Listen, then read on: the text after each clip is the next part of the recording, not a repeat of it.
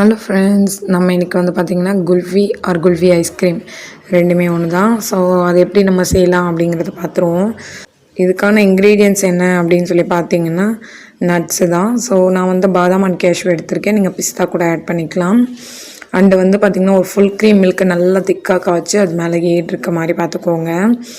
And நீங்கள் already ஏடு வச்சுருக்கீங்கன்னா அப்படியே டேரெக்டாக போட்டுக்கலாம். இது கூட வந்து பார்த்திங்கன்னா மில்க் மேட் அந்த மாதிரி வச்சுருந்தீங்கனால ஓகே. நெக்ஸ்ட் வந்து பார்த்திங்கன்னா இதில் நான் பாதாம் வந்து 1 hour ஊற வச்சுருக்கேன். கேஷ்யூ அப்படியே சேர்த்துக்கலாம் வாஷ் பண்ணிவிட்டு.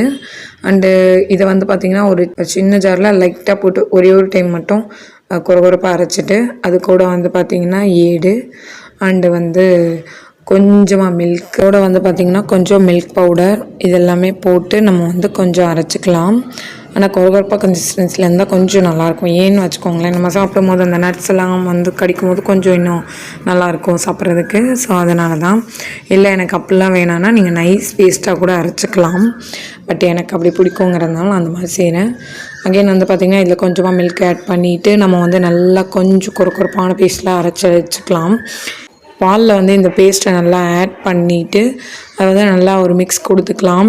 அது அப்படியே வந்து நம்ம மிக்ஸ் பண்ணிக்கிட்டே இருக்கணும் கைவிடாமல். அப்போ வந்து பார்த்திங்கன்னா அது கட்டிப்படாமல் இருக்கும். அப்படியே கொதிச்சுட்டே வரும்போது ஒரு நல்ல கொதி வரும்போது என்ன பண்ணுறோம், எவ்வளோ சுகர் தேவையோ அதை வந்து போட்டுக்கோங்க. கொஞ்சமாக கார்ன்ஃப்ளவர் எடுத்துகிட்டு தண்ணியில் மிக்ஸ் பண்ணிவிட்டு இந்த மாதிரி நல்லா கொதிக்கும் போது அதில் கார்ன்ஃப்ளவர் மிக்ஸை ஊற்றிடலாம். ஊற்றிட்டோ திரும்பவும் நல்லா வந்து மிக்ஸ் கொடுத்துட்டே இருக்கணும், இல்லைன்னா கட்டிடுவாங்கங்க. நல்லா வந்து ஒரு கரண்டி வச்சு நல்லா கொடுத்துட்டே இருந்தோம் அப்படின்னா இன்னும் கொஞ்சம் திக்னஸ் ஆக ஆரம்பிச்சிடும்.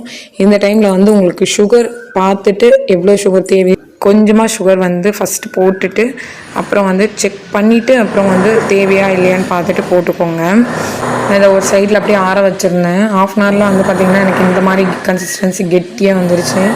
இது வந்து நல்லா ஆறுனதுக்கு அப்புறமா வந்து பார்த்திங்கன்னா இது அப்படியே ஒரு பேட்டர் கப்பில் வந்துட்டு இந்த பேட்டரை வந்து அப்படியே போட்டுடலாம்.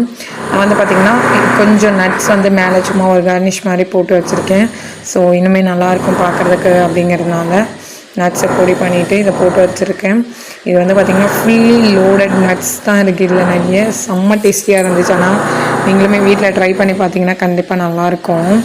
அதுக்கப்புறம் இதை வந்து 2 hours அந்த மாதிரி 3 hours ஃப்ரீசரில் நல்லா வச்சுட்டு எடுத்து செக் பண்ணி பார்க்கும்போது வந்து பார்த்திங்கன்னா ஒரு செம்மையான ஒரு ஐஸ்கிரீம் சூப்பராக இருந்துச்சு. டேஸ்ட்டுமே நீங்களும் உங்கள் வீட்டில் கண்டிப்பாக ட்ரை பண்ணி பார்த்துட்டு சொல்லுங்கள் எப்படி வந்துச்சுன்னு கமெண்ட் செக்ஷனில் மறக்காமல் சொல்லிவிடுங்க. இந்த சேனலை சப்ஸ்கிரைப் பண்ணி வச்சுக்கோங்க. தேங்க்ஸ்.